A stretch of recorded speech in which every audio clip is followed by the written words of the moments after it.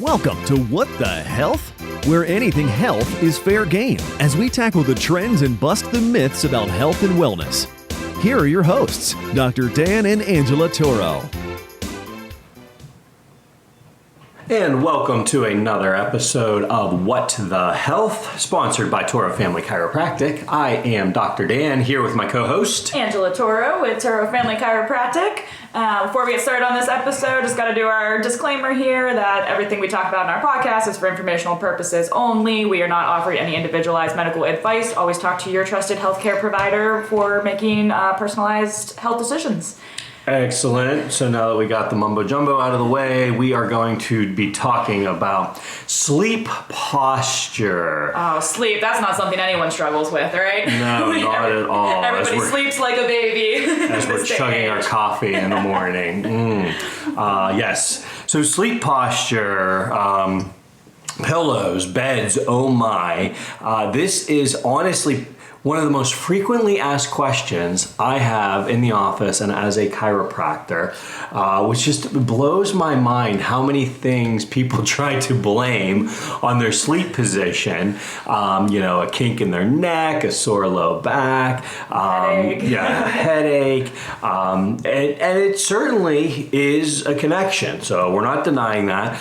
So we just want to talk about, what is a good sleep posture and what are our recommendations as health professionals and as a chiropractor for a good healthy sleep position and pillows and beds, your I guess your sleep tools, we can say. So I think the big question, I know that people always ask, and the general population, there are certain positions you should never sleep in. I guess let's get that out of the way. Yeah, let's get that out of the way. Are there certain positions you should never sleep in? So here's the deal. Your stomach, okay? As an adult,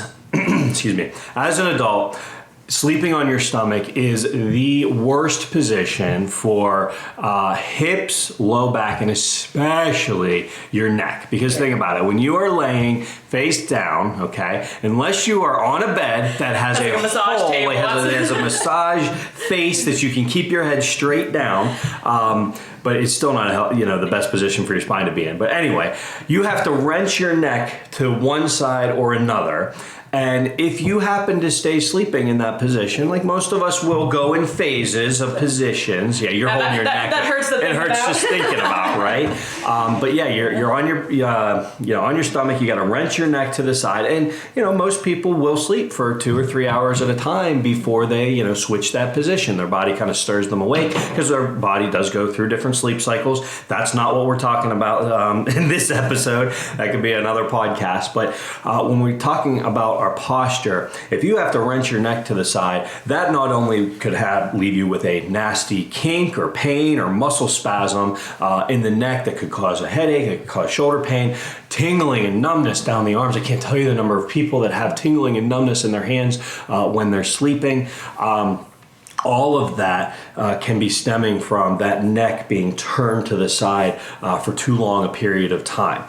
Now, let's rewind to childhood. We have to understand from a spinal development standpoint, your spine is much more flexible and it is still developing a curvature. So you have when you're looking at your spine from the side, you do actually have 3 curves that should develop appropriately. Again, a whole other episode would be talking about the proper development and spinal development. But when you're looking at the spine from the side, your neck should curve forward in the neck. It should go backwards in the mid-back and then forward again in the lower back when we're looking at it from the side. So it almost looks like a curved snake.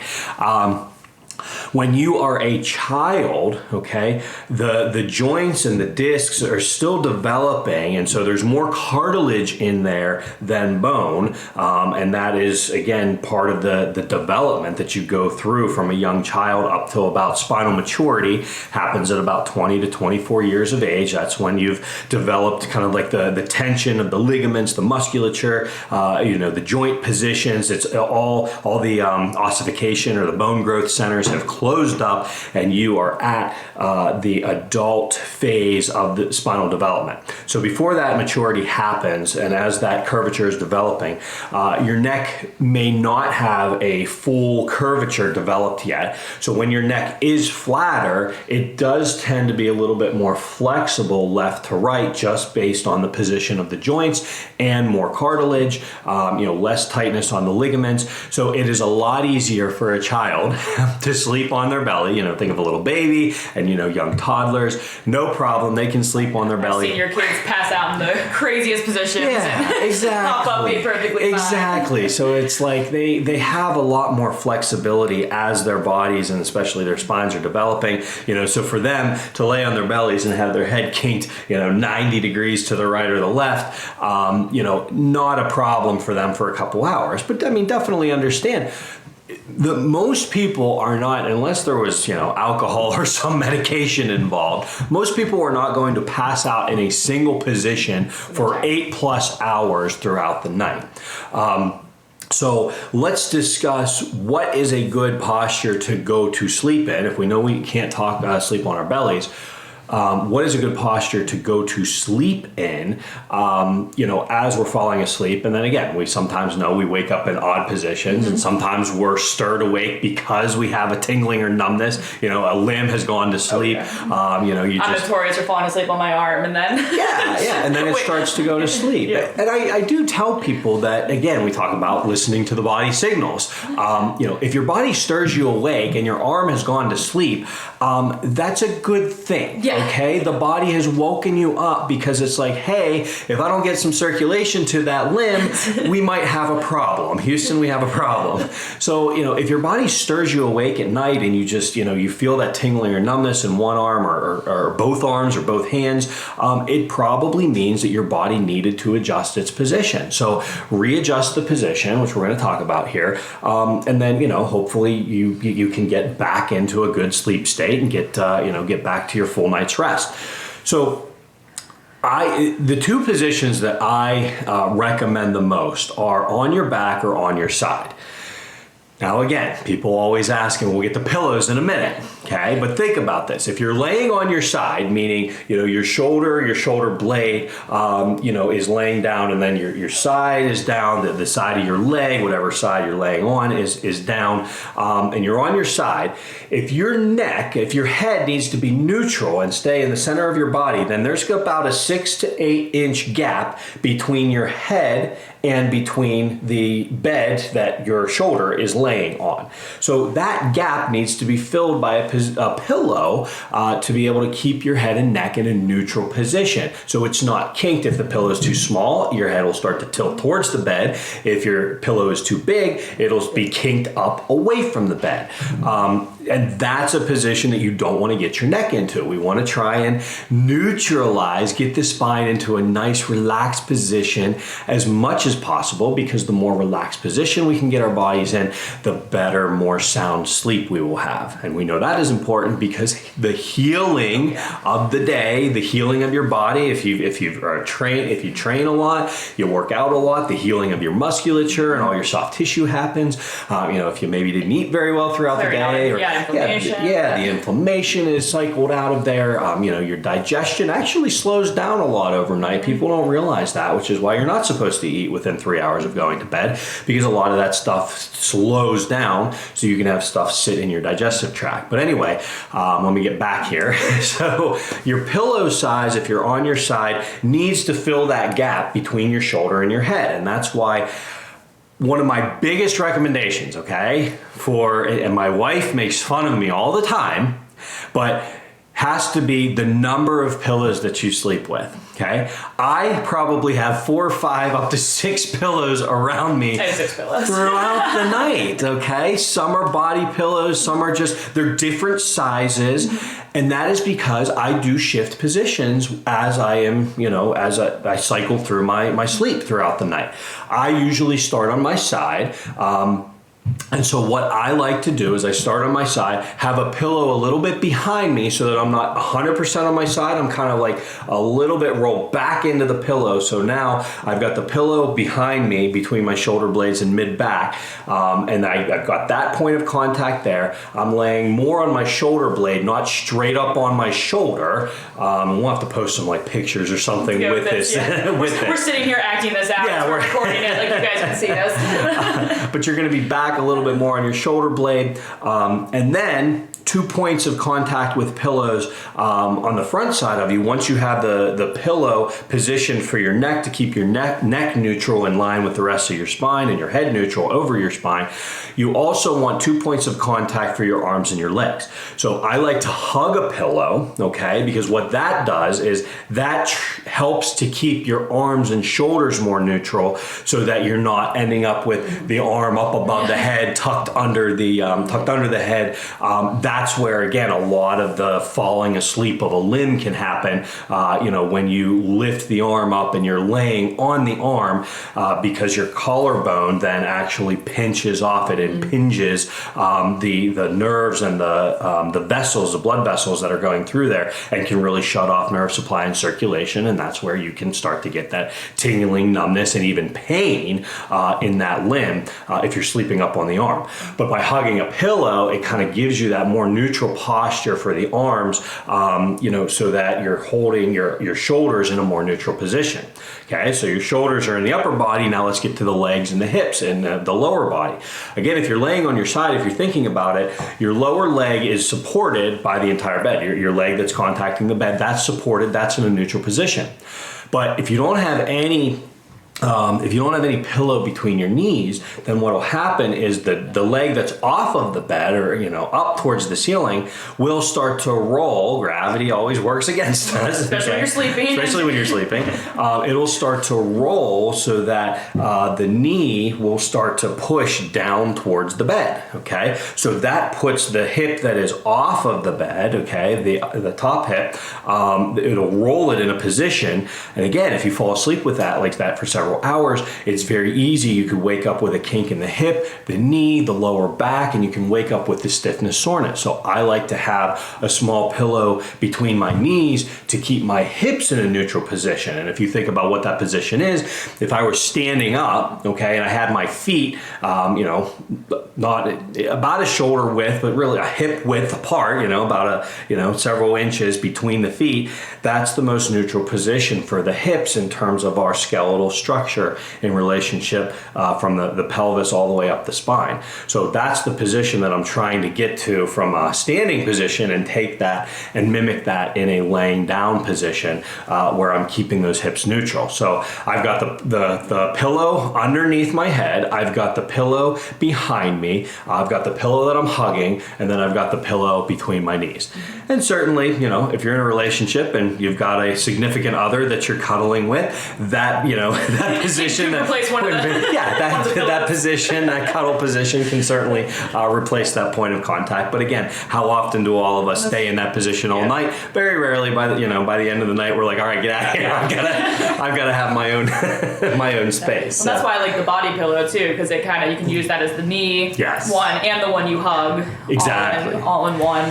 Exactly. So, and again, my poor wife, who we co-sleep with, we've co-slept with all of our children. So, we still have our youngest who's 16 months old, who still co-sleeps with us, and she still does some nursing throughout the night. But I mean, I know her sleep position is just absolute all over the place. And I do feel bad for her, but, she does it for the healthy nurturing of our children. And again, I think they're better off for it. So, she'll get back to that healthy sleep position. So that's sleeping on your side, falling asleep. My biggest recommendation is just having those pillows available for points of contact, so that if you do stir throughout the night and you're feeling something, off, or just feeling like tightness or whatever, you can, adjust your position and, tuck a pillow. So it helps in terms of, the bed that you're laying on, those pillows that you can tuck it under a knee maybe. If you're rolling more onto your back, you can tuck it behind your lower back, your upper back,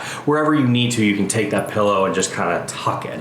And that also, the type of pillows that I like different different size pillows, but I also like pillows that are moldable, right? So, some of the cotton, pillows that you can really just kind of squish around and mold to your specific body type. Yeah. I just started laughing. I saw something on social media recently posted where it's like, I'm at that age now where sleeping on the wrong pillow is equivalent to falling out of a 14-story building. It's sadly very true. There are just days where you're like, oh, yep, I slept on the wrong pillow. Yeah. And so, so again, that leads to the question of like, I get asked this all the time, like not just sleep posture, but what's the right type of pillow and what's the right type of bed to sleep on? Here it is. It's simple. I'm sorry, but it's very simplistic. Every body is different, is unique. So I can't make that recommendation because honestly, it's unique to you and it's what's comfortable to you. Here's what I don't like. I am not a big fan of some of the firmer pillows that have the wave in them and the firmer foam. That are actually... Technically, they're supposed to be, like, they were designed, air quotes, to keep you in alignment. Correct. They're designed for better alignment. The problem is they don't have a lot of give to them. And again, they're not customized. So it's kind of one size fits all. Yeah, it's, and they have different sizes, small, medium, and large. But again, we have so many uniquenesses to our physiology and our structure. And I feel like those pillows are also assume that you're staying in that position. If you shift it all, then all of a sudden... That's it, yeah. And so that's a great point of, switching. I just talked about falling asleep on your side and filling that gap with a pillow between your head and the bed. But if you turn over on your back, that gap is very different because your head is laying almost completely flat. So that's a much different size and a much smaller gap. If you keep that same pillow that you did falling asleep on your side, and now you roll over on your back, well, now your neck is pushed forward where your chin is flexed, your head is flexed down toward your chest.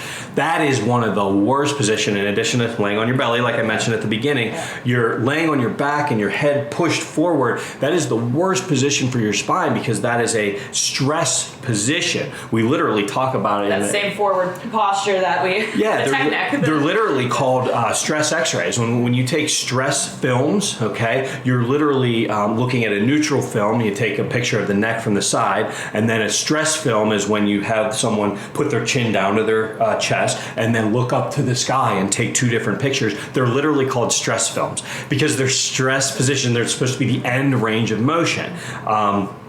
We have a technology that actually looks at that range of motion and actually videos it to see exactly where your spine is restricted or not restricted and how we customize your adjustments for that.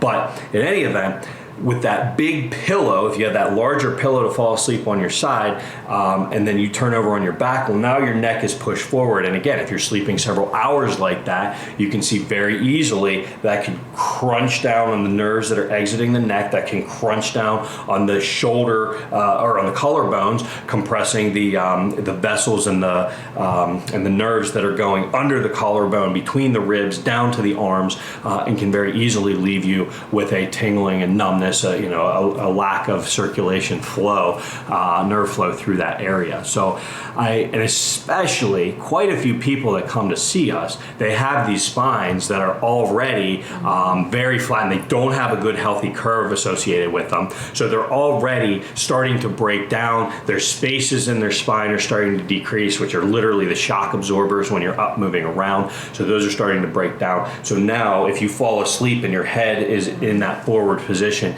you are literally exacerbating the poor posture that your neck already has. So, with that being said, so the firm pillows I am not a big fan of. The pre-formed ones I'm not a big fan of. I like pillows that are moldable because, again, just like everything we talk about, with diet and adaptation, again, our body posture changes throughout the night. So you need something adaptable that you can shift and change position as you, kind of stir throughout the evening. So very, very important to understand. If you do fall asleep on your back, again, sometimes it's nice to have a pillow on either side of your arm.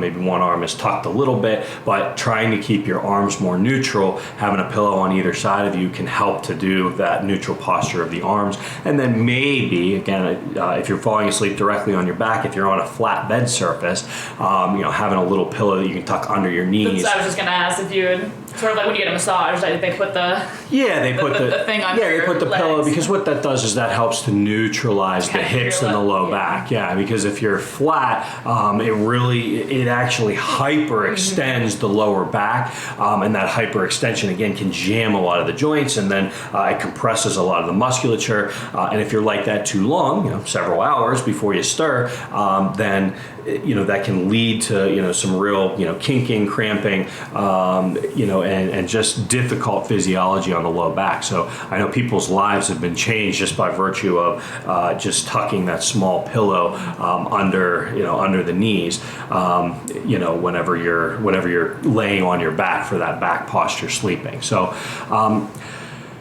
those are the different types of pillows. Again, not the hard preformed ones, but ones that are moldable. I think give the best ability to get into that adaptive, changing posture throughout the evening. So now we're on to beds. The never-ending and the amazing, high, profitability of the bed and sleep industry. It is just amazing. How many mattress stores are we up to now? Oh my goodness! Yeah, we always joke we've got this, major, commercial district road in our area, and we just joke because there's a mattress store every other. And again, obviously, some of them close and open here and there, but it's like obviously they're being supported.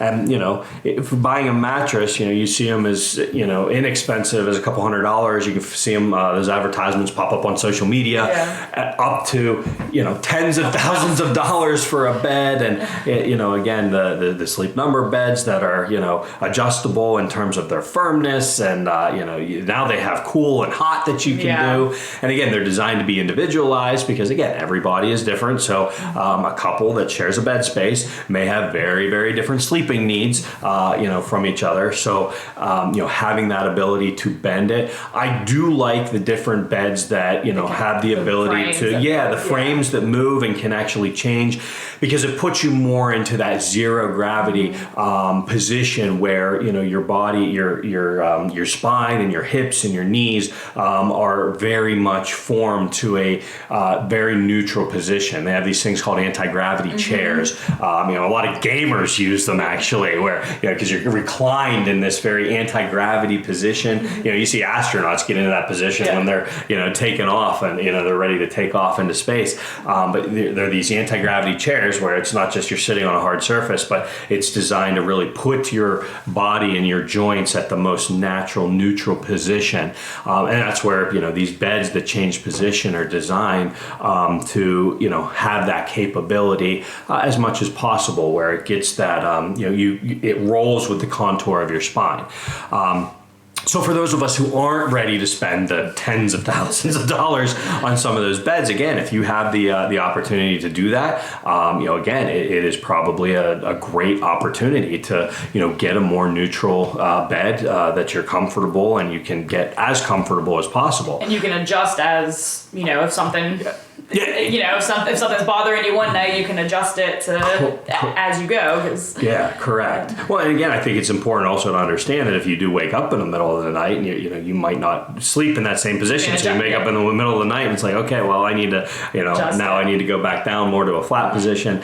But you have that opportunity. So if you've got that opportunity available and it works for you, absolutely go get it. But for a large majority of the population that aren't looking to spend tens of thousands of dollars on a bed, I say one of the easiest ways to do it is to go yourself or, with your significant other and go to a mattress store or, a furniture store that has lots of different mattresses out and available, and, go lay and test them all and see what is most comfortable to you.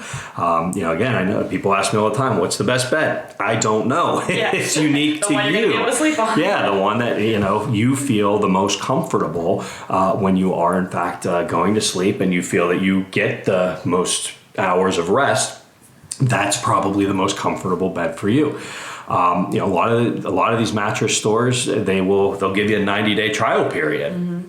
And so you can try it for 90 days, and if that doesn't work and you're not satisfied with it, you can return it, no questions asked, and get something else. So that firmness, usually they have different firmness settings. There's the soft, there's the medium, and then the firm and extra firm. Again, I think that depends on the individual. If you have a smaller frame, a firm bed may hold you too flat and feel very uncomfortable, versus someone who has a larger frame and may sink into it a little bit more. That support, that firmness may feel really good. Whereas someone with a smaller frame might like the forming and the contouring of a softer mattress. But we've all been to, and again, we talk about this variation and this cycling. We all talk about my bed, I was feeling stiff, I was feeling tight, and then you go travel and you try out a different hotel mattress, and it's like, oh man, I slept so good on that. I still want to know those hotel pillows. They're so magical. I know. So, again, you've got to find what is most comfortable to you. And sometimes that means changing your mattress every couple of years. I know that my wife and we didn't have a great mattress for a long time, and just recently upgraded it. And just by changing, we had such an old mattress, just by changing and getting the new one in there, it was just a night and day difference of being able to get comfortable and fall asleep.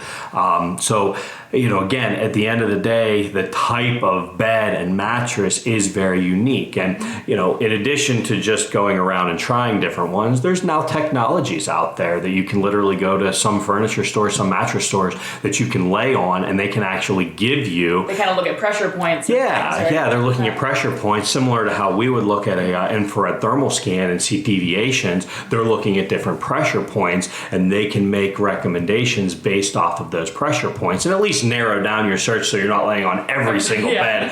Because again, there's hundreds of different types of mattresses and firmnesses and brands and everything. So going and getting that trialed out, that can give you some recommendations on where to start and where to narrow it down. So, but at the end of the day, the most comfortable sleep posture is the one that you feel the most rested.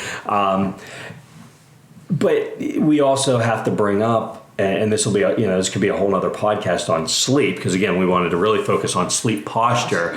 But sleep, I know that, millions of Americans, people across the world, suffer from very poor sleep quality. And a lot of times it has zero to do or very little to do with the posture and the position, and a lot more to do on the mental emotional side of things, the biochemical side of things, of what we're putting into our system. And so that's a whole nother podcast that we're not even going to touch upon. Yeah, that's a great point. It doesn't matter how good your mattress is, if you're not doing the other things to take care of yourself, you're still not going to sleep well. So that's that's a good, make sure you're looking at your lifestyle too. And like I said, we'll be doing a whole nother podcast just on sleep and sleep quality, but that's, you can buy the most expensive mattress, but that's only going to help address the kind of biomechanical issues of sleeping. There's still a lot of other components to it as well. Yeah, so many other factors that go into that. I just made this comment the other day. A tired dog is a good dog, and so it's like wearing your dog out. And one of the things that we talk about is really the lack of activity that so many of us get. And it's like, if you're not wearing your body out throughout the day from a physical perspective, a lot of times then that will lead to difficulty falling asleep and staying asleep, because your body physically hasn't been worn out enough. Our jobs now are more mentally, emotionally draining, not physically draining. And so it's very important to understand that. But again, that's a whole nother podcast. We really wanted to get into the nitty-gritty of the posture, since that is such a frequently asked question in the office. So again, just to reiterate, I like falling asleep on the side or the back, just making sure that you have a moldable pillow, different size pillows, and have a couple of them, 4, 5, 6 pillows around you at night to be able to change as your body cycles and stirs throughout the night. You can just be aware of those signals and not to be concerned about your arms falling asleep. Again, I always say to people, if your arms, or a limb is falling asleep, but you can get up and move around and, it immediately comes back, then it was a biomechanical problem and you corrected it by getting up and changing position.